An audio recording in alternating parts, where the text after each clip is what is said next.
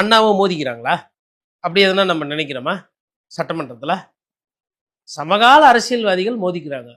அதுல இவர் ஒரு விஷயத்த ஆரம்பிச்சது இவர் தான். அதாவது அதிகமான கண்ணியமும் அதிகமான வார்த்தை சொல்லாடல்கள் பயன்படுத்துறதுல ஒரு ஒரு நேர்மை, ஒரு ஒரு துணிவு, நேர்மை, தூய்மை எப்படி வேணா வச்சுக்கலாம். அதெல்லாம் யாரு கடைபிடிக்கணும்னா முதலமைச்சர் தான் கடைபிடிக்கணும். ஏன்னா முதல் அமைச்சர் அவர் தான், முதல் அவையில முக்கியமானவர், முதல் பொறுப்புல இருக்கிறவர். அவர் தான் அதிகமா அதை நாகரிகமா பண்ணும். அவரே அவை நாகரிகமா வந்து உங்க அப்பாவை காணோம் அப்படின்னு அவர் என்ன பண்ணார், திருப்பி என் புருஷனை காணோம் அப்படின்னு ஒரு குடும்பம். இதெல்லாம் நல்லாவா இருக்கு? ஒரு சைடு அப்பாவை காணோம், ஒரு சைடு கணவனை காணோம், வழக்கு இருக்குது, எங்களுக்காச்சும் எங்கள் அப்பா வீட்டில் இருக்கிறாரு, உங்களுக்கு எங்கே இருக்குது? இதனால தமிழக மக்களுக்கு எதனா 10 பைசா பிரயோஜனம்?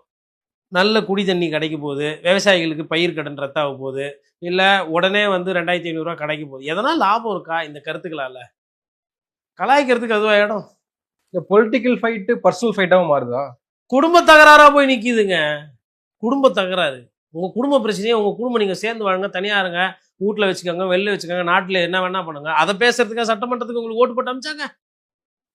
இன்னொன்று சார், அப்போ உதயநிதி ஸ்டாலின் திருப்பி போய் நைட்டு போய் வெளியில் ட்விட்டர் போட்டார், அது சரியா?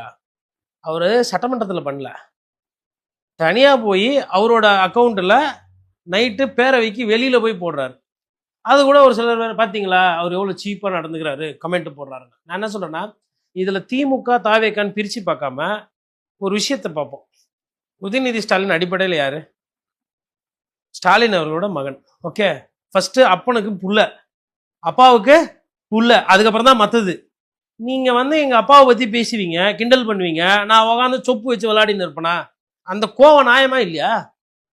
இது வந்து இப்படி பண்ணா நான் அப்படி பண்ணுவேன், தானிக்கு தீனி. அப்போ இந்த அரசியல்ல நாகரிகமான அரசியலோ இல்ல மக்கள் சார்ந்த ஒரு சொல்லாடலோ, மக்களுக்கு தேவையான திட்டங்களோ விஷயங்களோ இது இப்படி போச்சுன்னா விவாதிக்க முடியாது. இப்ப இது ஒரு தப்பான எடுத்துக்காட்ட அவையில வந்து இவங்க எடுத்து வைக்கிறாங்க. இல்ல மதியம் வரைக்கும்